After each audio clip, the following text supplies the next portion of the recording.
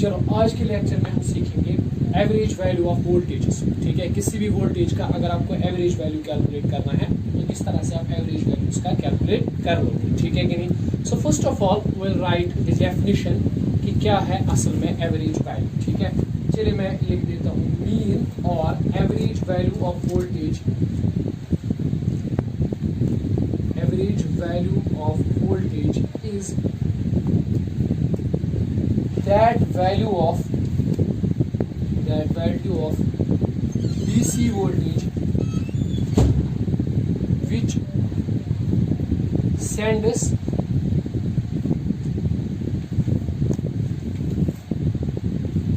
same amount of charge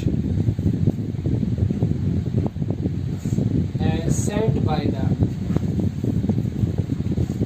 AC voltage source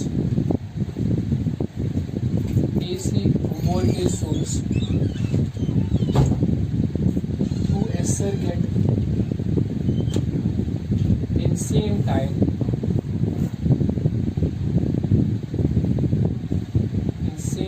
interval as by AC। ठीक है, देख लीजिए इस तरह से डिफाइन करते हैं मीन या फिर जिसे हम कहते हैं average value of alternating current, alternating voltage. इसका मतलब होता है कि अगर आपके पास कोई सर्किट है, मान लीजिए इस तरह से आपके पास कोई सर्किट है और आपने इस सर्किट के साथ किसी एसी सोर्स को कनेक्ट किया हुआ, एसी सोर्स, वोल्टेज सोर्स। ठीक है, लेकिन ये एसी वोल्टेज सोर्स है। तो अब आपको क्या करना है, इसका एवरेज वैल्यू आपको मेजर करना है। तो एवरेज वैल्यू कैसे मेजर कर सकते हैं? ठीक है, आपको देखना है ये कितने चार्जेस सेंड करेगा सर्किट के अंदर for some time, suppose time is capital T. इस टाइम के अंदर ये कितने चार्जेस एसी सोर्स सेंड करेगा इस सर्किट के अंदर। ठीक है कि नहीं। और उसके बाद इसी सर्किट के साथ आपको एक डीसी सोर्स कनेक्ट कर देना। ठीक है, for the same time capital T. और ख्याल रखना है कि ये भी बराबर उतने ही चार्जेस सेंड करना चाहिए जितने कि इस एसी सोर्स ने किए थे। तब इस डीसी सोर्स में जो वोल्टेज का वैल्यू होगा वही होगा average value of this alternating current source. Right. ठीक है, मतलब आपको पहले क्या करना है, एसी सोर्स को कनेक्ट कर देना है सर्किट के साथ, देखना है वो कितने चार्जेस सेंड करता है for some in some fixed time. ठीक है कि नहीं। और उसी सर्किट के साथ फिर डीसी सोर्स को कनेक्ट करना है। ठीक है, और ख्याल रखना है कि ये बराबर उतने ही चार्जेस सेंड करना चाहिए सर्किट में उतने ही टाइम कैपिटल टी में। ठीक है, जितने टाइम में एसी सर्किट ने सेंड किए थे। तब जो वैल्यू होगा ना इस डीसी वोल्टेज का, उसी वोल्टेज को हम लोग कहेंगे average value of the alternating voltage. ठीक है, लेकिन इसको ज्यादा यूज नहीं करते हैं क्योंकि हमारे पास अल्टरनेटिंग करंट के जो है एवरेज वैल्यूज हैं। सो यूजुअली हम इसको कैलकुलेट नहीं करते हैं। ठीक है, but I will show you a method that how we can calculate this. तो ध्यान रखिएगा, पहले हम क्या करेंगे, पहले हम इस अल्टरनेटिंग वोल्टेज सोर्स को कनेक्ट करेंगे सर्किट के साथ। ठीक है, तो चलिए देख लेते हैं। When alternating voltage source is connected,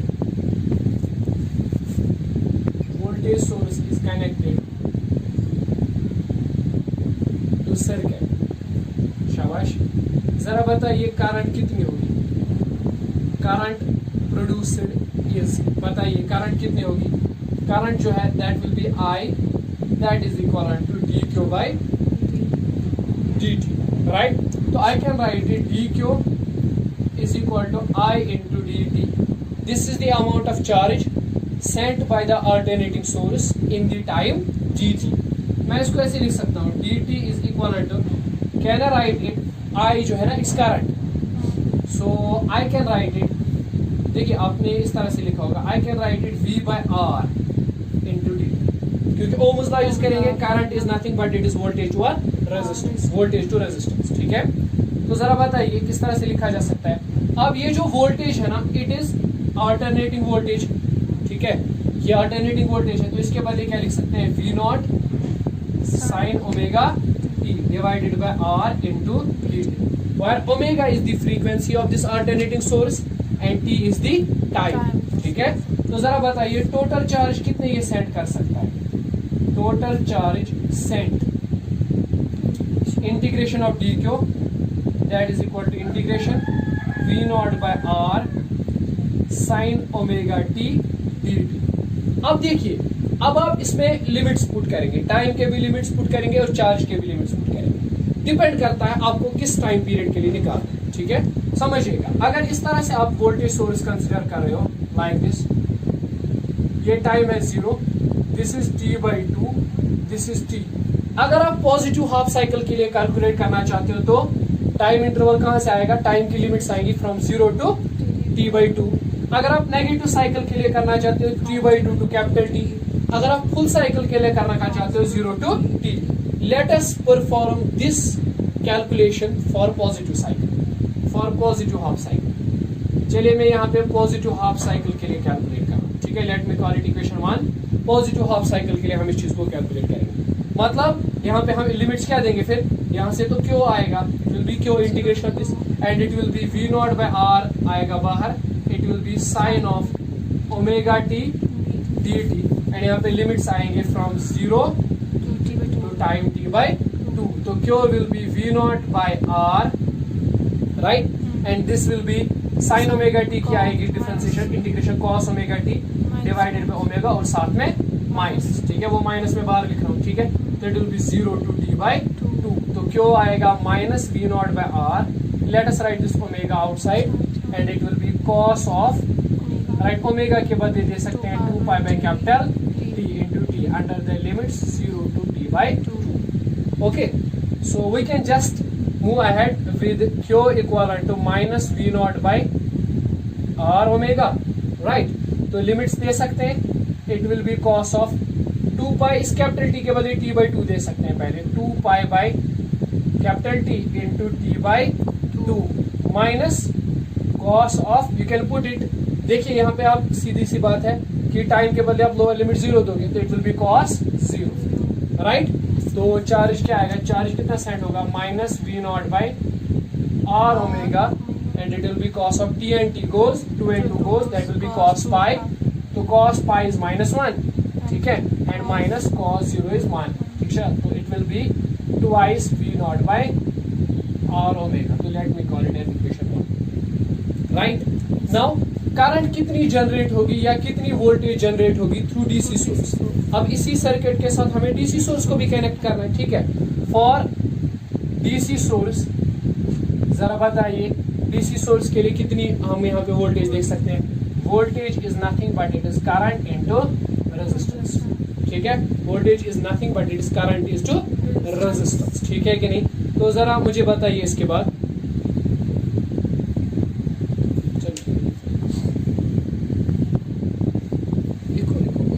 कर पाना ऐड के लिए नहीं यहाँ,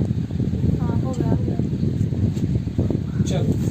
तो अब एक्सप्रेशन क्या है, V is equivalent to I into R, this is the voltage produced due to DC source। अब जरा बताइए, हम इसको लिख सकते हैं ऐसे, V is equal to I के बदले लिख सकते हैं चार्ज डिवाइडेड बाय टाइम, कितने टाइम तक ये चार्ज भेजना है for positive cycle half cycle 0 to t/2। तो दैट विल बी टाइम होगा फिर t/2 into R, तो V will be equal to twice Q by T into R। Q can be written as V into T divided by 2R। देखिए अगर charges कितने भेज रहे हैं डीसी सोर्स Q, मतलब उतने ही चार्जेस भेज रहे हैं जितने कि एसी सोर्स ने भेजे थे, ठीक है। तब जो वैल्यू होगा ना वोल्टेज का, वही होगा average value of the DC, average value of the AC voltage, ठीक है। तो हम यहाँ पे V के साथ एवरेज लिख देते हैं, ठीक। तो let me call it as equation number 2। So जरा बताइए फ्रॉम 1 and 2 दोनों को इक्वेट कीजिए, it will be V average T divided by 2R and यहाँ पे क्या आएगा, twice V nought by R into omega. तो दिस विल बी R और R तो कैंसिल हो जाएगा, it will be V average by 2 और यहाँ पे T it will be twice V nought by omega, ठीक है। तो हम लिख सकते हैं V average T divided by 2 equal to twice V nought by omega. Omega के बदले हम इसका वैल्यू डाल सकते हैं 2 पाई बाय कैपिटल T, ठीक है। 2 और 2 कैंसल, T और T कैंसल, तो it will be twice V nought by pi, ठीक है कि नहीं। तो ये हो गया एवरेज वैल्यू किसका, अल्टरनेटिंग वोल्टेज का फॉर पॉजिटिव साइकिल। ठीक है, आप पाई का वैल्यू पुट कर सकते हो, तो average value will be 2, pi का वैल्यू दे सकते हो, it will be 0.637 of I nought V nought. ठीक है, मतलब यहाँ पे average value will be 63.7% of V nought. मतलब अगर आप इस वोल्टेज का एवरेज वैल्यू कैलकुलेट करोगे, that comes out to be यहाँ पे almost this value 63.7% of the maximum value V nought, right. ठीक है, सिमिलरली आप नेगेटिव साइकिल के लिए भी कर सकते हो। For negative half cycle average value should be -63.7% of V nought. ठीक है कि नहीं। और फुल साइकिल के लिए भी करोगे, तो फुल साइकिल के लिए जब आप इस चीज को परफॉर्म करोगे, this average value will B 0, it will B 0 for full cycle. ठीक है, एवरेज विल बी 0, क्योंकि पॉजिटिव के लिए कितना आया 0.637 ऑफ वी नॉट, नेगेटिव के लिए कितना आया -0.637 of V nought, full cycle के लिए कितना आएगा फिर 0, दोनों का एडिशन, इट विल बी 0। ठीक है कि नहीं, है ना। Next is root mean square value of alternating currents. ठीक है, सबसे पहले डेफिनेशन पढ़ते हैं। Root mean square value of alternating current is defined as the steady current which produces same amount of heat as produced by AC in same conductor during the time period t। ठीक है, देखिए आपको क्या करना है, आपको एक conductor लेना है और उस कंडक्टर के साथ आपको ये current source, alternating current source connect कर देना है। ठीक है, फॉर सम टाइम t। ठीक है, और देखना है कि जब ये यहाँ से करंट फ्लो होगी तो व्हाट विल हैपन, यहाँ पे हीट प्रोड्यूस हो जाएगी। What will be the heat produced, I²RT as per the Joule's law.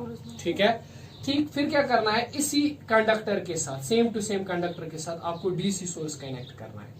ठीक है, for the same time period T. ठीक है कि नहीं। और ये चीज का ख्याल रखना है कि बराबर इतनी ही हीट प्रोड्यूस होनी चाहिए जितने की पहले सर्किट में प्रोड्यूस हुई थी। तब यहाँ पर इस वाले सर्किट में जो करंट का वैल्यू होगा उसी को कहेंगे RMS value of the AC current. ठीक है कि नहीं।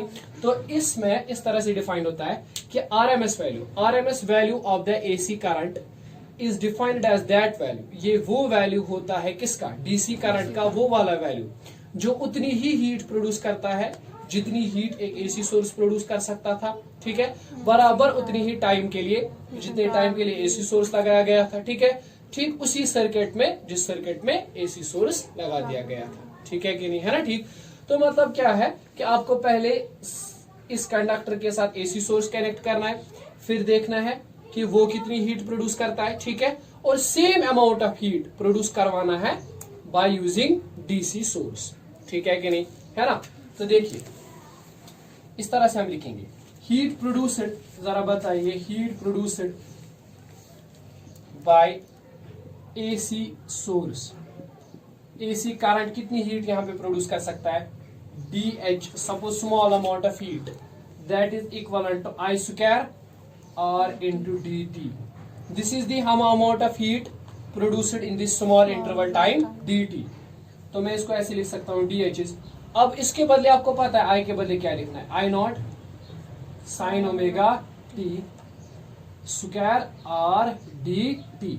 तो this will be equal to DH will be I0 square, right, उसके बाद क्या है sine square omega t dt। ठीक है, this is the small heat produced in small time dt। अगर हमें टोटल हीट देखनी है कितनी प्रोड्यूस हो रही है, हाँ, टोटल हीट प्रोड्यूस्ड अगर देखनी होगी तो we need to integrate this damn thing. ठीक है, it will be I0 square sine square omega t dt, राइट। तो चलिए देखते हैं, from 0 to capital T, okay, there is R also, so we have to incorporate that R, okay, that is constant, in fact वो बाहर आएगा integral से। ठीक है, मैंने फुल साइकिल के लिए RMS वैल्यू निकाला है। ठीक है, तो H will be I0 square और R बाहर आएगा, it will be 0 to T, then it will be sin square omega t dt। now you need to just solve this integral। ठीक है, इस इंटीग्रल को सॉल्व करेंगे तो हमें जो है वैल्यू मिल जाएगा किसके लिए, हीट प्रोड्यूसर के लिए। ठीक है कि नहीं। अब इस इंटीग्रल को सॉल्व करने के लिए मैं एक फॉर्मूला यूज करूंगा। ठीक है, उस फॉर्मूला को देखेंगे, that is cos 2 theta is 1 - 2i sign square theta, ठीक है कि नहीं, है ना ठीक। तो अगर मैं यहां से साइन स्क्वायर थीटा का वैल्यू निकालूं तो that will be 1 minus cos 2 theta over 2, ठीक है। So let me write sine square theta के बदले में लिखूंगा 1 minus cos 2 theta by 2, right. So h can be written as I not square R 0 to t sine square omega T के बदले लिखिए 1 minus cos 2 omega T whole to 2 and then with respect to t, right. So let's integrate this thing, इसको integrate करते हैं। तो integration के बाद हमारा जो रिजल्ट है वो क्या आएगा, h can be written as I not square R, ठीक है। 1/2 को कॉमन ले लेते हैं, वो 2 यहाँ पे आएगा, ठीक है। तो इट विल बी इंटीग्रेशन बचेगा क्या 1 माइनस और cos 2 omega T, it will B integration of 1 dt from 0 to t minus integration cos 2 omega T dt from 0 to t, right? So I can write it like this way, I naught square r by 2, this 1 इसकी integration आएगी t, ठीक है। dt की integration आती है ना t, तो upper limit t minus lower limit 0, तो that will be simply t, है ना। माइनस cos ओमेगा t की आएगी integration sin 2 omega t divide by differentiation that is 2 omega, internal differentiation 2 omega, ठीक है, फ्रॉम 0 to capital T, ठीक है। So we can further just write it, h is equal to I not square r by 2 t minus, let us write 1/2 omega as this and then sin 2 omega t from 0 to capital T, ठीक है कि नहीं। So let me rub this thing, okay, तो हम इसमें और करेंगे proceed. तो we'll get what, h is equal to I naught square r divided to 2, this will be t minus 1/2 omega and it will be sine of, let us it be 2 and this omega के बदले लिखेंगे 2 pi by t into small t from 0 to t। तो h can be written as I naught square r by 2, it will be t minus 1/2 omega sine of 2 into 2 pi by capital T into, पहले हम upper limit देंगे t minus sign of, शाबाश बताइए, ये 2 into 2 pi by t into lower limit 0, तो it will be sine 0, right. तो h is equal to I naught square r by 2, it will be t minus 1/2 omega, this t and t goes, sin of 4 pi that is 0 minus sin of 0 that is 0, तो ये दूसरी term जो है automatically 0 बन जाएगी, ठीक है। बची कौन सी टर्म, पहली वाली टर्म, तो h आएगी, h will be equal to I naught square, h will be I naught square r by 2 and then there is t, चलिए इसका नाम इक्वेशन 1 रख लेते हैं, ठीक है। अब इसी सर्किट के साथ हमें कनेक्ट करना पड़ेगा कौन सा सोर्स, डीसी सोर्स, ठीक है। इनकी देखिए अब हम इस तरह से लिखेंगे, heat produced by DC source, we can just write that is I square r into t, ठीक है। if I assume that बराबर उतनी ही हीट प्रोड्यूस कर रहा है डीसी सोर्स जितनी कि एसी सोर्स ने प्रोड्यूस की थी, मतलब H, तो ये जो करंट का वैल्यू है this will be called as RMS value of the current, right. So we can just put it equation 2, so then from 1 and 2 what will be the result, it will be IRMS square r into t that is equal to I naught square r t by 2, r t goes, it will be IRMS square equal to I naught square by 2, then IRMS will be square यहाँ जाएगा तो it will be I naught divided by root 2, ठीक है कि नहीं। तो I naught divided by root 2 is the RMS value of what, AC source, AC current, right। सो हम इसको लिख सकते हैं, रूट 2 को 1.414 लिख सकते हो, तो it will B 0.707 almost I naught, which means that it is approximately 70.7% of I naught, right। So average value जो RMS का है, इट विल बी करंट का है, it will B 70.7% of almost the maximum value of current, right. ठीक है,